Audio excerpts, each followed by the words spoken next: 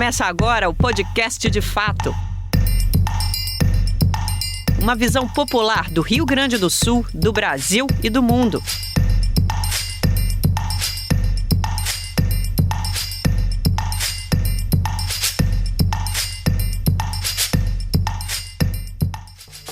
Olá, estamos entrando no ar com o podcast De Fato, uma produção do Brasil de Fato do Rio Grande do Sul, em parceria com o Sindicato dos Bancários de Porto Alegre e região.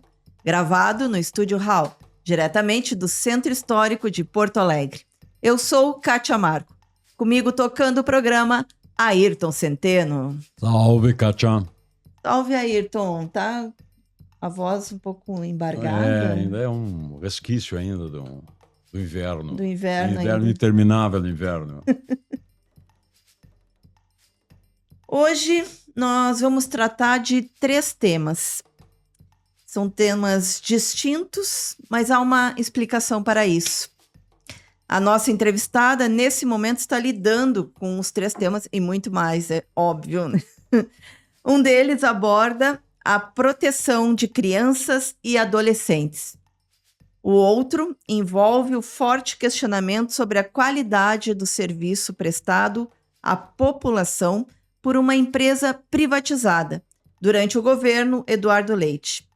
E o terceiro está centrado no resgate de um personagem rebelde, até então esquecido, mas por demais importante para a história do Rio Grande do Sul. Quem vai responder sobre os 3 assuntos é uma parlamentar que começou a sua militância política no movimento negro e no movimento estudantil, com forte atuação também na luta contra a fome e a pobreza, e ainda na defesa dos direitos humanos. Muito bem-vinda, deputada estadual Laura Cito. Olá, Kátia Centeno, prazer imenso estar aqui com vocês, né, falando de temas tão atuais do nosso estado do Rio Grande do Sul, né, é sempre um prazer a gente estar falando um pouquinho do nosso trabalho, né, e se conectando com quem está acompanhando aqui o nosso podcast. E bem-vinda de volta, né, já esteve aqui com a gente também quando conversamos sobre o ano das enchentes, sim, né. sim. Centeno. Bom, eu vou começar por onde a Kátia terminou, né? Que figura é essa que foi resgatada, ou que está em processo ainda de resgate, que já começou, por uma iniciativa tua, né? Que figura é essa e qual é o papel dela na história do Rio Grande do Sul? Sabe, Centeno, que quando nós elegemos a bancada negra na Câmara de Vereadores de Porto Alegre em 2020, toda aquela polêmica que teve na nossa posse quando nós não levantamos para cantar o hino, que para nós já era uma postura, digamos assim, não era nova, né? Nós, na URGS, em todas as nossas formaturas, ao tocar o hino, nós não levantamos até o momento onde a URGS parou de tocar o hino nas formaturas pela compreensão de que a estrofe que fala de escravidão, ela fere a dignidade humana, né? E nós, na nossa posse, automaticamente mantivemos o movimento, né, de protestar de maneira individual e pacífica, digamos assim, naquele momento, né? E aquilo tomou uma proporção muito grande no debate público no estado do Rio Grande do Sul. Houve uma reação muito grande na própria Câmara, né? A extrema-direita, né, enlouqueceu, etc, etc. E como se o nosso hino nunca tivesse tido alguma alteração. E quando nós fomos eleitos para a Assembleia Legislativa, a gente pensou, bom, pela primeira vez em 200 anos teremos mulheres negras ocupando esta casa. Pela primeira vez teremos uma bancada negra, né? 3 parlamentares negros. Nós ficamos pensando muito do ponto de vista, né, da minha representação, qual seria a minha ação de contribuição para além da minha presença, né? Para além de olhar os assuntos da atualidade, digamos assim, com um recorte do meu local de fala, mas também revisitar essa história, porque quem conta a história é quem tem um acesso à caneta, ao poder, né? Então revisitar a história também é reparação.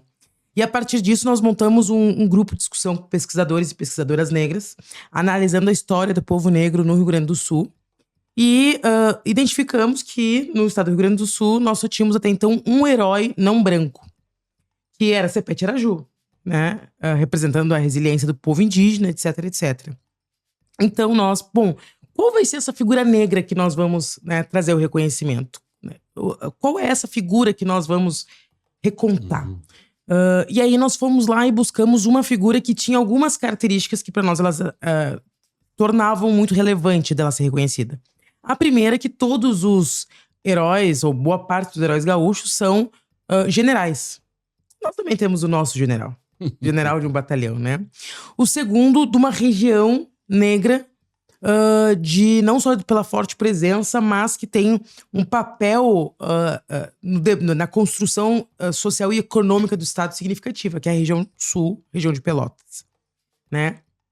E terceiro, que fosse alguém que tivesse essa identidade de libertação dos escravos.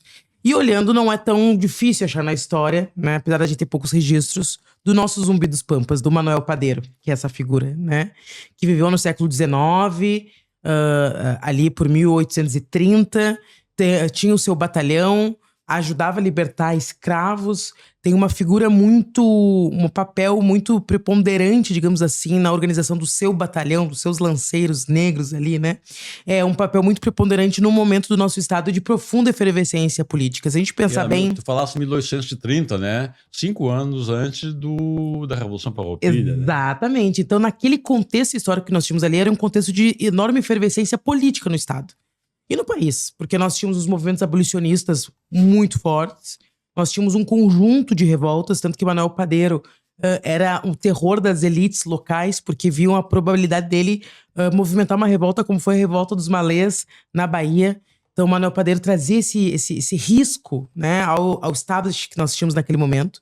Lembrando que na região de Pelotas nós tínhamos naquele período histórico cerca de 63% da população negra, entre negros livres e escravizados. E estamos falando de uma região que foi uma das maiores portas de tráfico negreiro, não só no sul do Brasil, mas no sul do nosso continente. As duas maiores entradas, especialmente dos escravos trazidos da região da Costa da Mina, era o Porto de Rio Grande e o Uruguai. E a partir dessas duas entradas eram distribuídos por forma terrestre, né, para o Brasil e também para os países vizinhos. Então, reconhecer o Manuel Padeiro como herói nos possibilita revisitar a história do Rio Grande do Sul, mas não só do Rio Grande do Sul, como da região do Pampa. Porque entre os seus mitos da sua existência, o seu fim, está também o mito de que ninguém encontrou o corpo de Manuel Padeiro. Então, que ele teria evadido pelo campo, né, pampa fora, atravessado a fronteira e continuado outras batalhas e libertando outros negros e negras, né? Então, isso fala muito do que é essa nossa identidade pampeira, do que é a lida do campo, do que foi o debate sobre o papel do império, né, do que era esse momento onde o Rio Grande do Sul se efervescia no sentido de pautar sua regionalidade, a sua economia, né, e também o quanto que o papel da luta abolicionista estava no centro dessa disputa política. Não à toa nós tivemos o massacre de Porongos. Vocês decidiram fazer um livro para trabalhar nas escolas, né? Não é um livro acadêmico, não é... Por que essa decisão? Cara, isso tem sido uma coisa muito bacana, assim, né? A história foi escrita pela professora Tânia Tibério.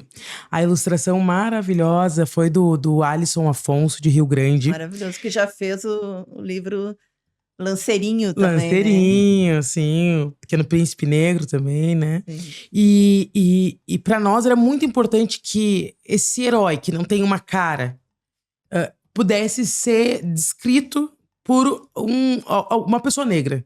Uma pessoa negra da região sul. Para nós era muito importante essas características.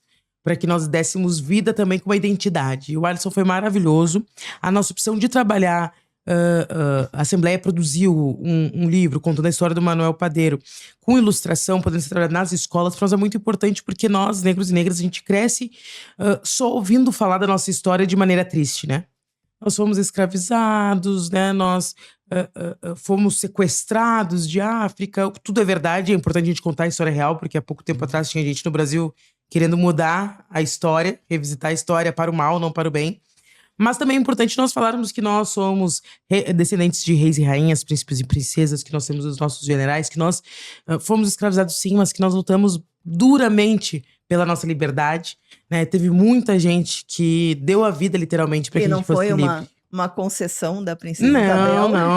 Não. A Bebel não assinou de boa, né? Como diz a gurizada, aquele documento, né? Nós tivemos aí muita luta, muita pressão social, né? De negros e também de não negros, né? Mas onde os negros foram protagonistas da sua própria história, da sua própria luta. Então, se nós vivemos hoje livres nesse país, né? É porque muita gente negra foi protagonista da nossa própria luta. Além do Rio Grande do Sul, né? No próprio processo de abolição no Brasil, né?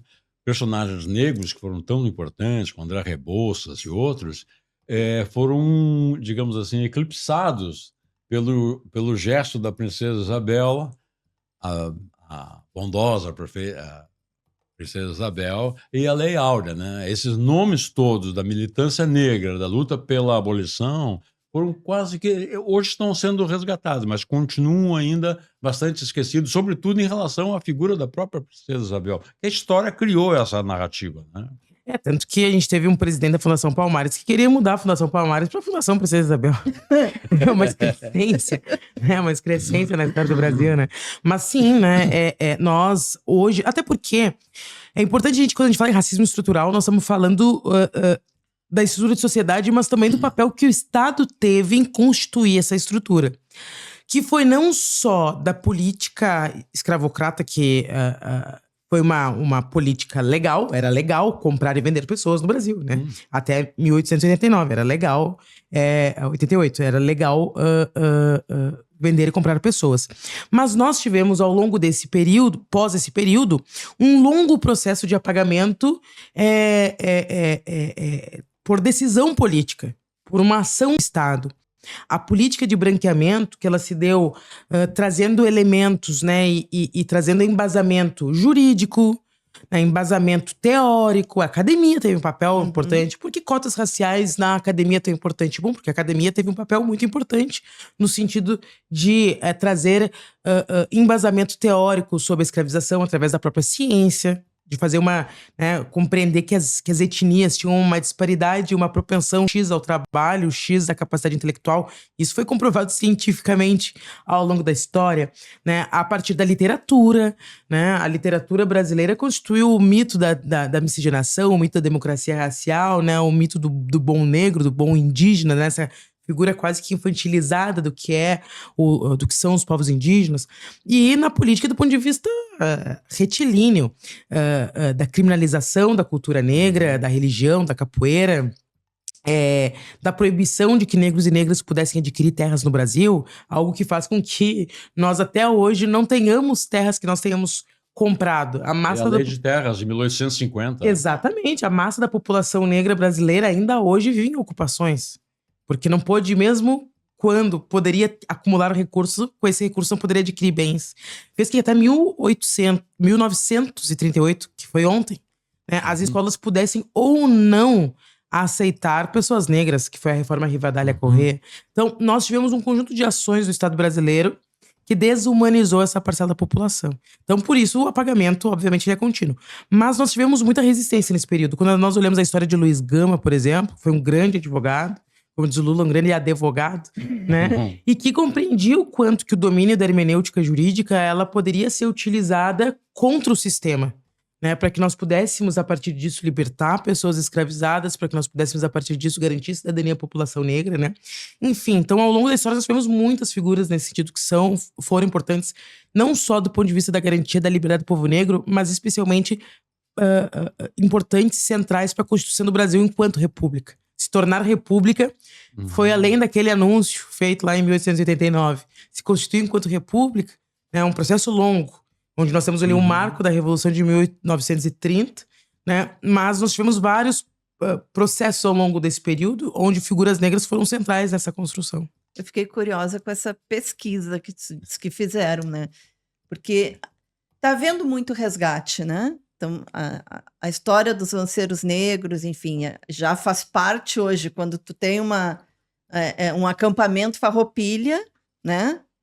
Tu tem lá os piquetes, né? O pelo escuro, enfim. Eu estava vendo esses dias, essa semana, eu acho que eu vi um vídeo, né, do nosso Olívio Dutra recebendo, né, uma homenagem como um lanceiro negro, né? Também. Enfim, é uma história que já tá sendo mais conhecida e não tem mais como não falar sobre isso, né? Agora a imagem do Manuel Padeiro.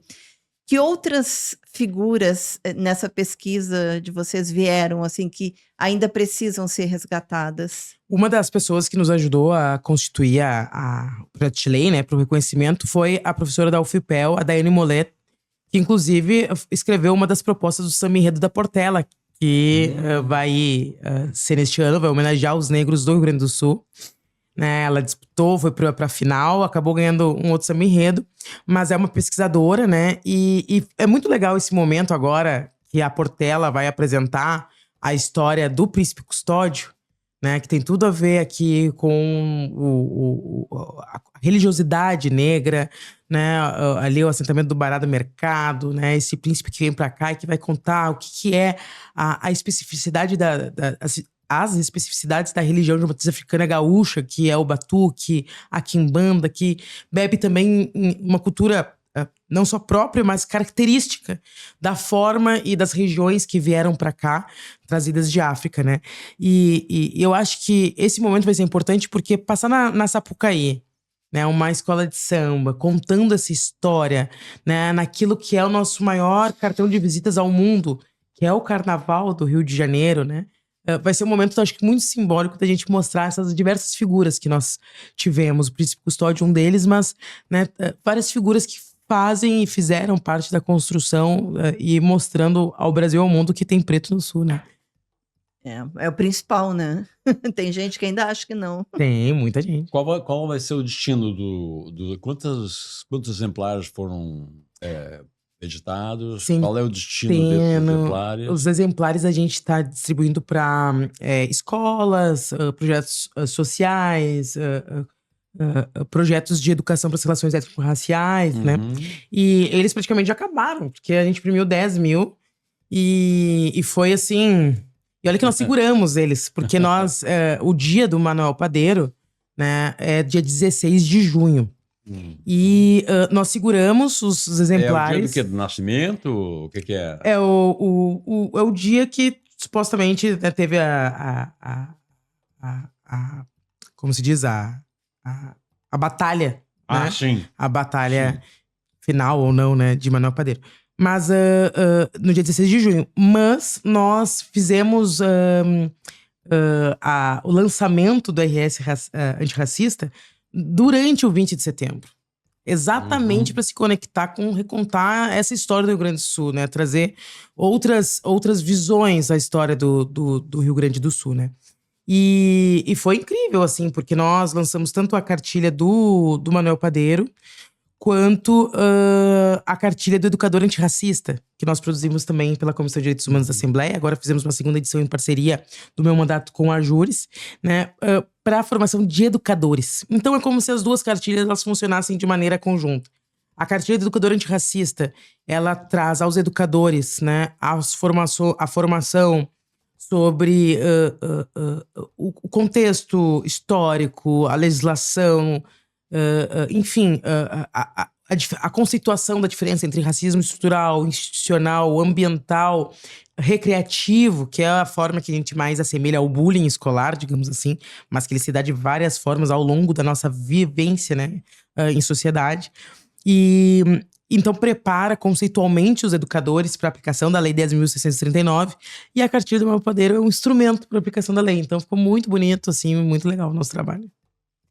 Interessante é que Pelotas, por exemplo, o interior de Pelotas, ele basicamente tem uma colonização alemã. Alguma coisa francesa e tal, alguma coisa, mas é basicamente alemães. E no interior de Pelotas, nessa área, tem um distrito, uma região chamada Quilombo. Né? Que as pessoas que sempre se falou quilombo para lá, quilombo para cá, e sem ligar à história do Manuel Padeiro. Porque era o quilombo do Manuel Padeiro. Né? E essa região ficou com o nome de quilombo e é chamada de quilombo até hoje. Né? Isso é uma coisa interessante que as pessoas se perguntarem a respeito como isso ficou borrado da história. Se tu olhar a Serra dos Tapes, né, que foi a região onde Manuel Padeiro viveu, tu vai ver que os quilombos ali, eles estão como se fosse uma linha, fizessem uma linha, né, o quilombo do algodão, né, todos são 4 ou 5 quilômetros que tem ali, e é como se eles fossem fazendo uma linha, né? E essa linha, né, é uma linha de luta e construção e também de deslocamento. Avanço, recuo. De deslocamento, né? Isso é muito interessante. Eu não tinha reparado isso. Até a gente, um dos lançamentos que nós fizemos em Pelotas, um pesquisador citou isso. Eu olhei o mapa realmente, né? Não tinha me dado conta disso. Quero mudar um pouquinho o assunto, né? Tu tá na composição da CPI da Equatorial, né? Fazendo na mesa diretora, digamos assim, dessa CPI. Como é que tá a CPI? O que já veio à tona, né? Nos conta um pouquinho sobre isso. Então, Kátia, acho muito importante poder falar aqui da CPI, porque nós temos um bloqueio muito grande da grande mídia, né? De veicular os temas da CPI da CE Equatorial. É um bloqueio tão grande a ponto de que 2 semanas atrás, nós tivemos na CPI a presença de uma procuradora, a procuradora Aline, do Ministério Público do Trabalho, onde ela levou uma documentação de uma auditoria feita interna na Equatorial, comprovando as debilidades na formação dos terceirizados. Por que isso é tão importante? Porque o Grupo Equatorial soube das debilidades que tinha na formação dos terceirizados e não fez nada. Quando eu falo em debilidade, eu tô sendo aqui gentil. Nós estamos falando aqui de fraudes. Fraudes na formação dos eletricistas da CE terceirizados. Fraudes que ocasionaram mortes de trabalhadores. Fraudes que ocasionaram uma baixa qualidade, né, no serviço prestado e que levaram, inclusive, também a mortes de trabalhadores terceirizados e de consumidores. Gente, isso não vem à tona, né? Isso é muito grave, a gente não ter conseguido dar vazão a uma informação tão relevante como essa. Então, 2 semanas atrás, nós tivemos algumas oitivas muito importantes, entre elas dos sindicatos, dos trabalhadores terceirizados, do Ministério Público do Trabalho, do Ministério do Trabalho e Emprego, né? A gente ainda vai analisar as documentações, né? Mas o Ministério do Trabalho e Emprego estava o superintendente Claudir Nespolo, nos anexou uma documentação bastante extensa, né? Sobre como é que se chama? Os documentos comprobatórios dos acidentes de trabalho. E ali fica muito nítido que as horas de cursos, entre o que é previsto regulamentalmente, né, para os cursos e o que é ofertado por essas terceirizadas é muito díspare. Por exemplo, cursos que deveriam ter 40 horas, transformados em cursos de 3 horas. Empresas que dão curso, prestam o curso EAD, lá em Manaus.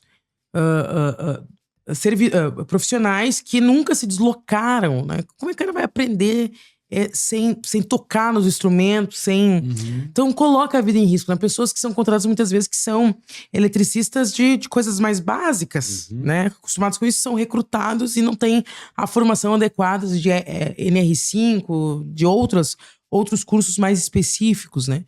Cargas horárias que poderiam chegar de algumas especificidades a 1.500 horas e a pessoa não chega a 100 horas de curso. Então nós temos um conjunto de elementos que nós vamos investigar.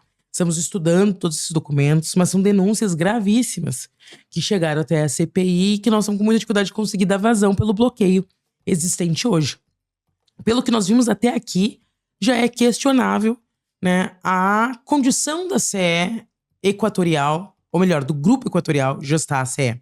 Porque acho que tem 2 debates aqui. Uma coisa é o debate ideológico sobre ser público ou ser privado. Isso é um debate. Mas nós temos outro debate que o ideal seria que os liberais fizessem junto conosco.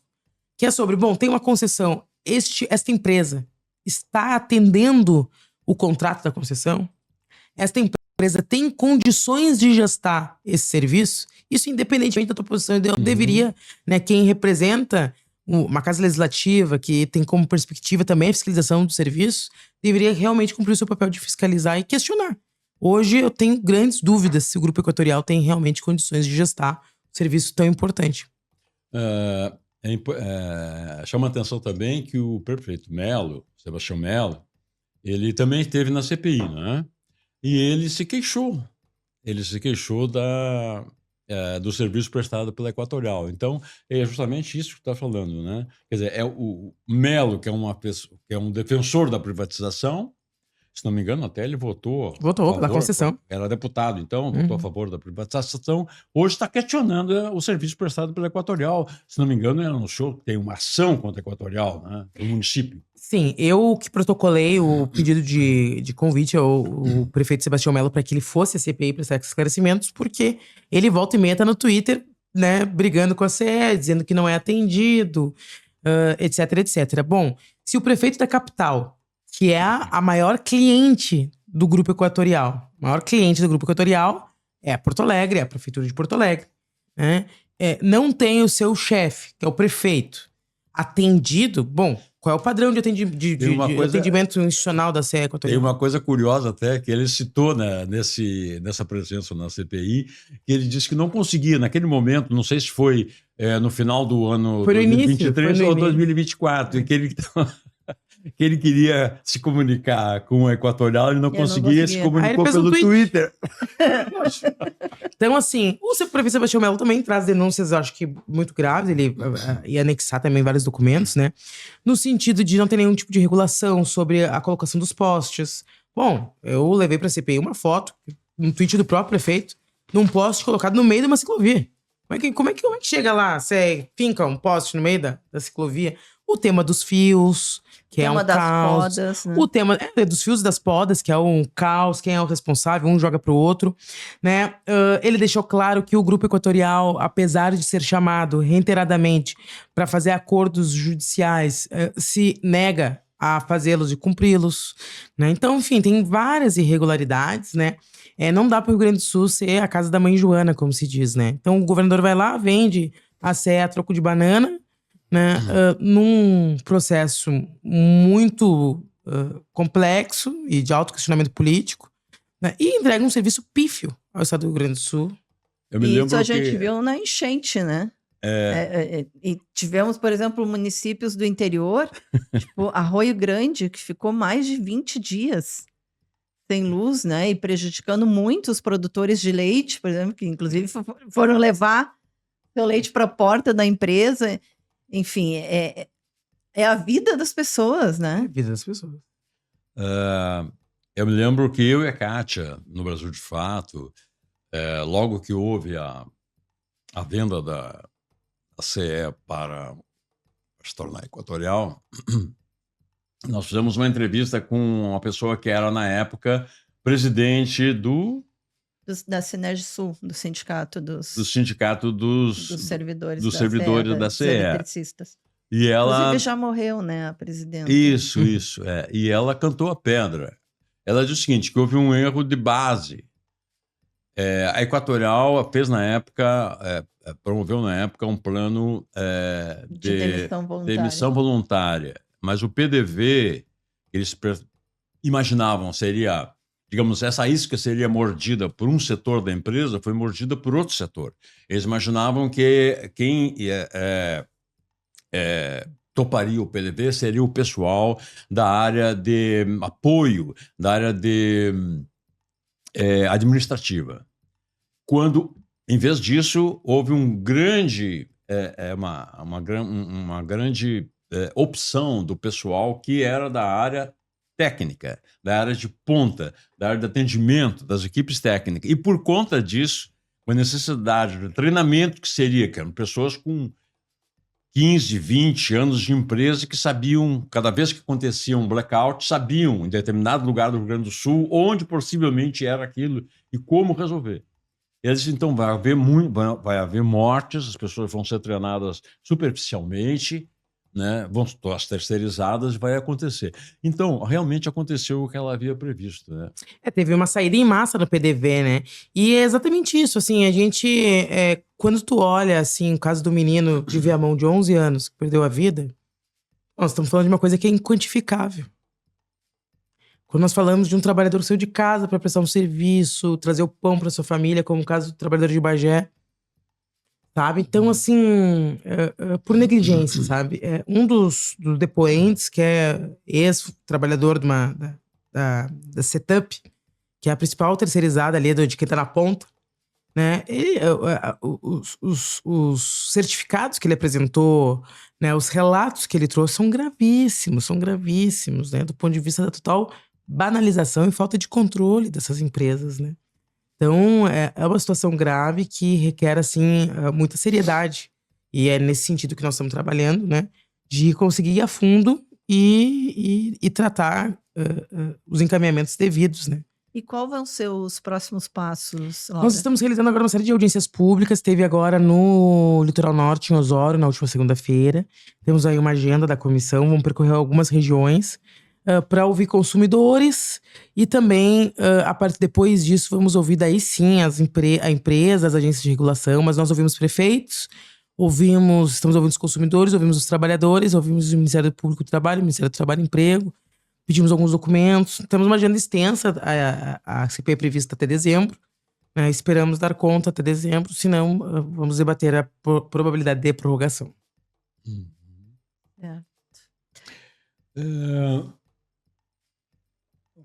Vamos mudar de novo de assunto, para ter tempo de abordar o terceiro. Né? O que é o projeto Libertar? Estamos aí muito ansiosos para que ele possa ser aprovado na Assembleia. Inclusive, o líder do PSDB, o deputado Bonato, pediu vistas a ele, né, nessa semana. Porque ele é um projeto muito importante que, inclusive, já está em execução pela Polícia Civil. O que é o Libertar, Eu né? ia chamar a atenção, porque tem um projeto da polícia também com esse mesmo nome. É o mesmo projeto, né? O que ocorre, né? O Libertar, ele foi criado pela inspetora Bianca e mais algumas servidoras na região ali de Camaquã, que é um projeto que trabalha com a questão da escuta protegida a partir de quê? De palestras. Então, os policiais civis vão às escolas, dão as palestras sobre a questão da violência sexual e, ao identificar possíveis vítimas, ali já faz a escuta protegida, né, evitando a revitimização das crianças e fazendo, na prática, uma busca ativa de situações de violência. E quando a inspetora nos apresentou o projeto, eu não tinha ainda entendido na prática o potencial dele. Aí eu fui a Viamão dar uma palestra sobre educação e direitos humanos numa escola.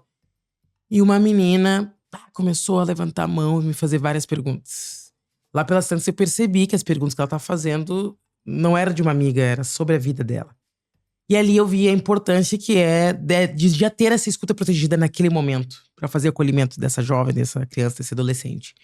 E aí protocolamos então na Assembleia para transformar o projeto em lei, né, num programa estadual. Naquele momento, o chefe de polícia, que estava no momento à frente da corporação, ele também já incorporou e começou a executar enquanto um programa. Então, é um projeto de lei que está tramitando na Assembleia, mas que já está sendo efetuado pela Polícia Civil.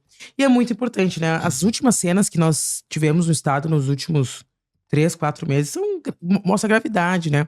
Nós tivemos o maior predador sexual preso em Taquara, cara que entrava online, que tinha perfis falsos, onde está apontado que ele possa ter tido mais de 700 vítimas de idades variadas. Nossa. No estado do Rio Grande do Sul, ao longo de 10 anos. E agora, essa semana, tivemos a prisão do professor da FMP, com várias denúncias. Então, assim, a gente vê que não tem cara, não tem cor, não tem classe social. São pessoas variadas, né? Qualquer pessoa, digamos assim, né? Especialmente homens, são um predador em potencial, digamos assim. Quando a gente fala isso, aí as feministas estão tudo assim, né? É misandria. Não é misandria, mas nós estamos falando do patriarcado, que é estrutural, né? E é isso, quando a gente vê os casos, assim, a gente se dá conta que é estrutural. E o quanto que é importante nós termos um conjunto de instrumentos que protejam a sociedade, especialmente quem está em idade de alta vulnerabilidade. O tema, ele explodiu, né, com aquele vídeo do Felca, tema da adultização ou da sexualização, né, de crianças e adolescentes. Mas parece que, assim, explodiu, teve toda uma visibilização.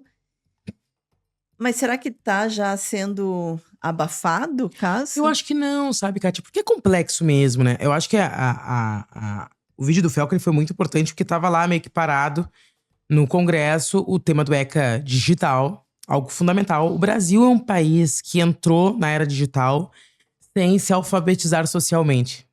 Isso né, não é viralatismo dizer isso, é um fato. Um país tem profunda desigualdade socioeconômica, né? E do ponto de vista do arcabouço legal, nós também não estávamos preparados. Mas, bem, eu tenho 33 anos. Eu sou de uma geração de onde a internet começou a ficar mais acessível para as classes mais baixas. E a minha mãe, empregada doméstica, mãe solo, sempre acreditou que se ela comprasse um computador positivo em 12 vezes e botasse na nossa casa, eu e a minha irmã iríamos nos tornar pessoas muito mais preparadas para o mundo.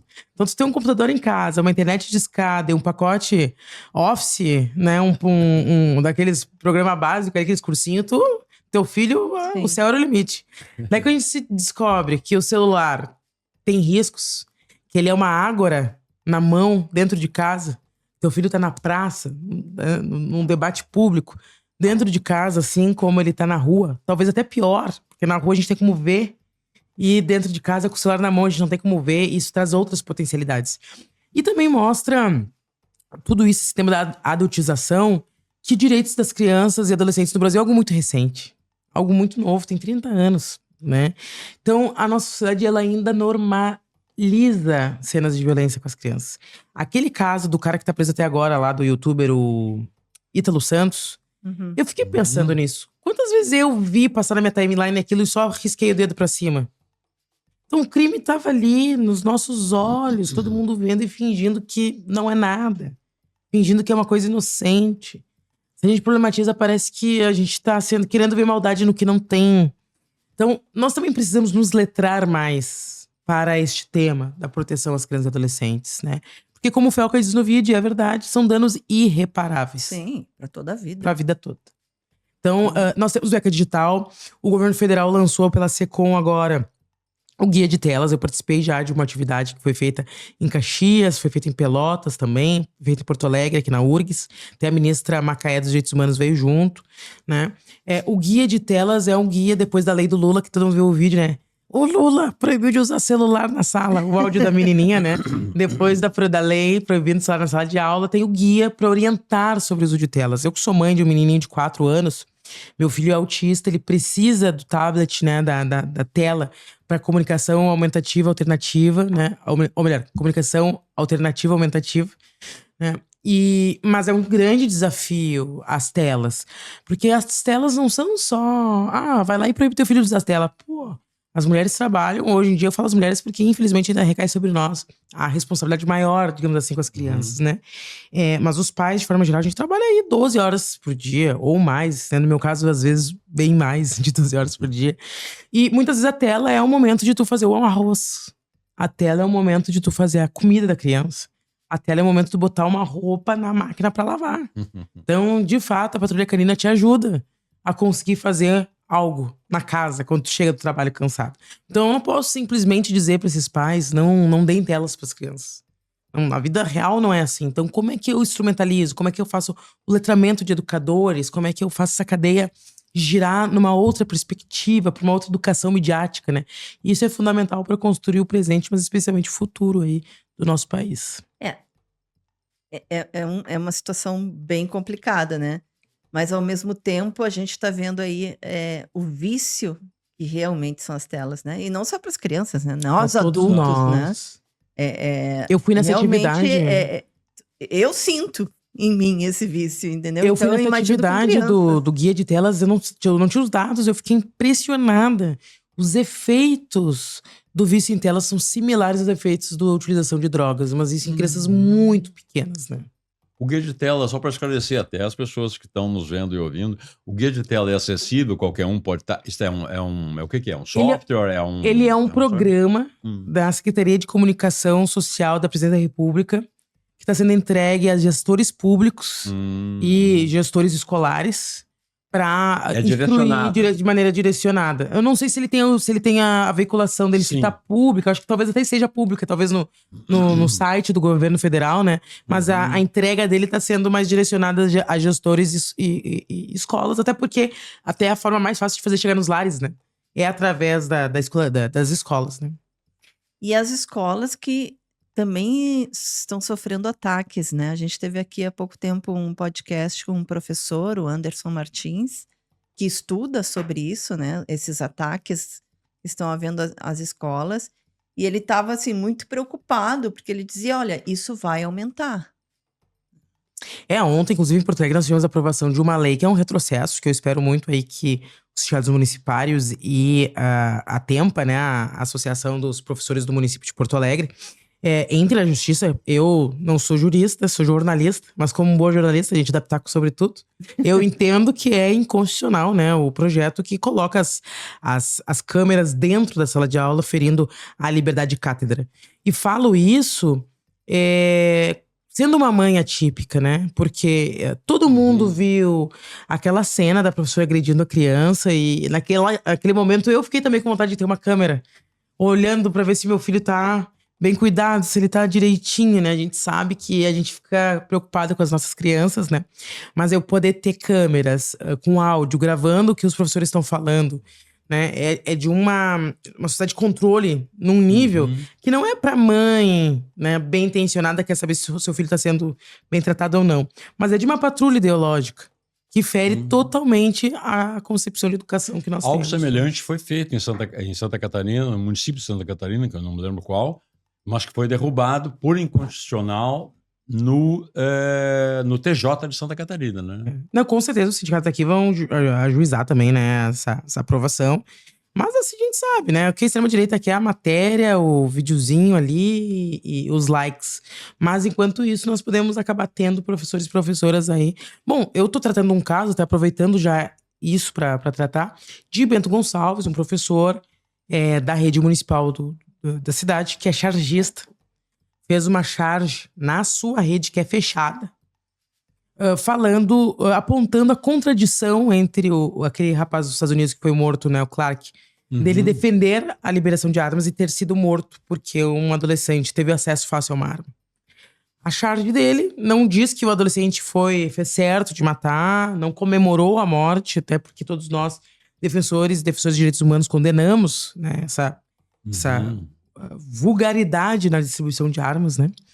E aí o prefeito, que tem 200 mil seguidores quase, fez um vídeo aqui na frente da Assembleia, né, atacando esse professor. Esse professor foi afastado da sala de aula, está sofrendo processo administrativo. Então, assim, às vezes o discurso sobre a liberdade de expressão, sobre a violência, ele é manipulado para perseguir professores, porque tem uma outra visão ideológica diferente da sua. A preocupação não tá se as crianças estão seguindo o professor ou não, que tem sua rede fechada. Mas a perseguição está em aproveitar de uma cena para limar alguém. Então, quanto que essas câmeras, esses registros dos áudios dos professores não podem acabar sendo utilizados politicamente, né, por gestores autoritários, né? Então, a gente tem que sempre ter muito cuidado sobre isso. Tu falou, né? Lembrou que tu é jornalista também. E agora, em outubro, a gente tem o dia 17 de outubro, que é o Dia Nacional pela Democratização da Comunicação. E que é pouco lembrado, né? E recentemente a gente realizou também pelo Fórum Nacional pela Democratização da Comunicação uma conferência livre pelo direito humano à comunicação, né? Para levar esse conceito, atualizar esse conceito no Plano Nacional de Direitos Humanos. Então, tudo isso, né? Eu acho que a gente está falando tem a ver com esse direito humano à comunicação, que é o direito das pessoas terem realmente informações, né, verídicas, confiáveis, e elas poderem ter espaços também para trazer as suas vozes, né? Eu acho, Kátia, que junta 3 assuntos isso, né? Eu acho que essa questão da educação midiática, do direito a uma educação democrática. Eu acho que o próprio debate sobre a democracia, né? E o debate também sobre o conceito, a conceituação, né? A consolidação de projetos de país. Porque hoje nós temos, de fato, as Big Techs questionando a democracia no mundo, questionando os modelos de Estado-nação no mundo, de maneira instrumental a partir da violência no ambiente digital. Então essas coisas estão muito ligadas. A partir da violência no mundo digital, né, da manipulação dos algoritmos, né, eu tenho uma entrada em países. A partir da minha entrada nesses países, eu não me submeto às regras nacionais. Questiono, portanto, a Constituição Democrática desses países e questiono, portanto, o modelo desses países enquanto Estado-nação. Porque eu vou dizer que as minhas Big Techs, que se tornaram uma máquina de ganhar dinheiro, elas têm mais poder no mundo do que países consolidados. Então, é um momento que, de maneira global, nós vivemos, né, essa disputa. E essas Big Techs têm hoje um grande defensor na pele do senhor Donald Trump. Ah, sim. Muito mais do que era antes. Sempre tiveram como defensor o presidente dos Estados Unidos. Mas hoje, digamos assim, muito mais entusiasticamente. Eu, né? Centeno, não sou passadora de pano para os democratas, né? Porque, de fato, o Trump, apesar de vociferar e aquela foto simbólica da posse dele estar ali com todos os donos das grandes Big Techs ali sentados na primeira fileira, mostrando, ó, eles vão mandar mais e vocês, ministros, vão mandar menos. Ele mandou esse recado pro mundo.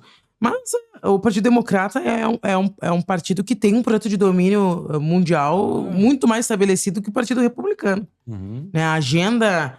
E é muito engraçado isso, porque a extrema-direita no mundo ataca também essa agenda que o Partido Democrata tem de domínio econômico. É complexo, né? Do ponto de vista da disputa geopolítica, né? Ali é uma briga sem santos, né? Onde as Big Techs estão pelo dinheiro e assim como já apoiaram Obama... Sim, né, o próprio Elon Musk, agora estão com o Trump e assim eles vão indo aí conforme os seus interesses econômicos, né? Agora... Não é realmente uma democracia. Hoje não é mais uma democracia. Não, a grande democracia... É uma plutocracia ela ou ruiu, uma coisa assim. né? Então por isso que é tão importante movimentos como o dos BRICS, né? Por isso que é tão importante, né, a nossa relação com a China, né? Por isso que é tão importante pensar num mundo multipolar, aproveitar desse momento de fragilidade do império e a gente poder... nós, enquanto país... na condição do Brasil, ser um país que se movimente para aproveitar, para se desenvolver a partir da possibilidade de nós termos uma dualidade de grandes gigantes econômicos, né? Às vezes a esquerda olha de maneira muito maniqueísta, né? China versus Brasil. Obviamente que temos uma simpatia com o modelo chinês, né? E não com o modelo norte-americano, né? Mas do ponto de vista da nossa soberania... né? Nós temos que olhar os nossos interesses, né?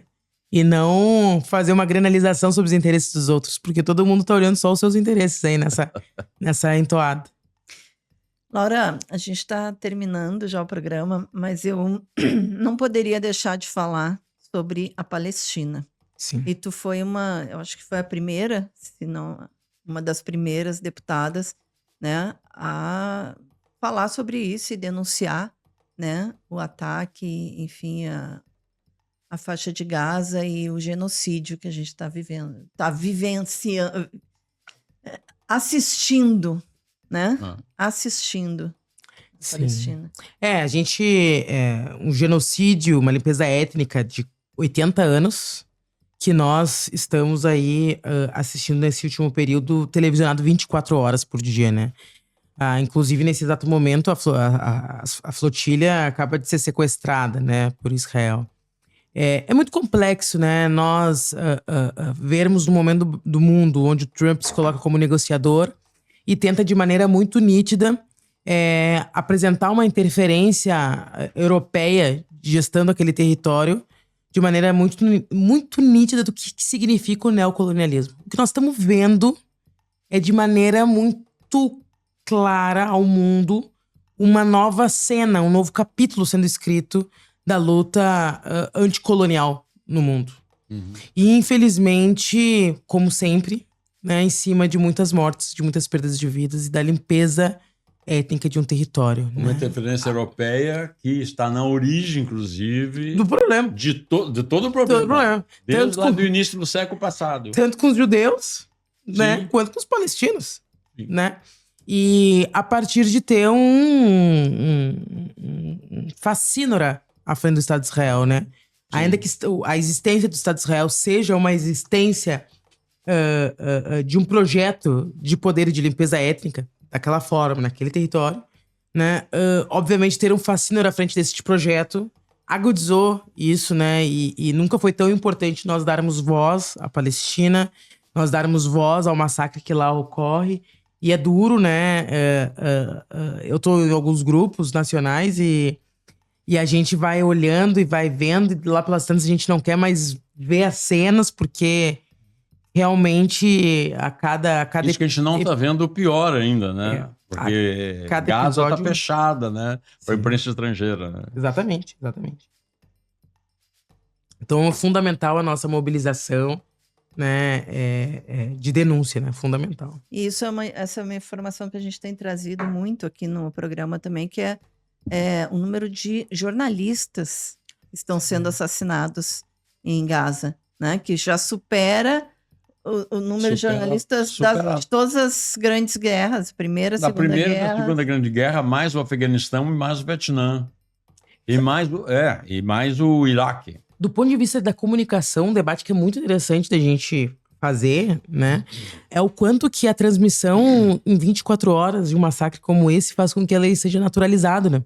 Uhum. Nossa maior a nossa maior luta não é sobre ele ser televisionado chocar a sociedade. É ao contrário. Ele acabar sendo normalizado pela sociedade. E muitas vezes, quando nós olhamos pra trás na história, a gente pensa, nossa, como é que o cara vivia a sua vida normal, né? Durante Guerra X ou Guerra Y, né? Durante processo X ou Y. Agora a gente vê, né? Como é que se dá isso, né? Especialmente aqui no Ocidente. Então é um processo muito duro. Teve uma coletiva que a FENAGE organizou, né? Reuniu jornalistas aqui do Brasil, de forma online, com jornalistas que estavam na Palestina. E logo após esse encontro, essa conversa, a tenda onde estavam esses jornalistas foi bombardeada. E os jornalistas que falaram, né, na coletiva disseram, a gente não sabe se quando acabar essa conversa nós vamos continuar vivos, né? Por quanto tempo? Então, e é isso, né? Tipo, tá sendo naturalizado. Exatamente. Uma tragédia. Por isso que missões como das flotilhas, que trazem ativistas políticos de várias regiões do mundo, para fazer com que esses países eles não só se comprometam, mas eles também veiculem o que está ocorrendo, né? Para que não... O silenciamento, ele... Apesar que hoje, se a gente pensar sobre aquele 7 de outubro e hoje, nós, de maneira mais massiva, acho que nós vencemos uma narrativa, né? De que não é guerra, não há paridade de armas, há um massacre, uma limpeza étnica. Mas do ponto de vista do direito internacional, né, estamos ainda muito longe. Com certeza. Maura, quero te agradecer muito a tua participação com a gente aqui no podcast De Fato. E você, quero agradecer também a sua participação com a gente e convidar a apoiar o Brasil de Fato. Apoiar a comunicação popular, apoiar esse jornalismo que fala aquilo que a grande imprensa não fala. Entre lá no nosso site, apoia.se/Amigos do Brasil de Fato RS e contribua com o valor que você puder. Lembrando também que se você tem um recado para a gente, uma crítica, uma sugestão de pauta, pode entrar em contato pelo nosso e-mail redacalrs@bdfestados.com.br ou pelas nossas redes sociais. Ficamos por aqui. Semana que vem nos vemos novamente. Você ouviu o podcast De Fato, uma produção do Brasil de Fato, Rio Grande do Sul.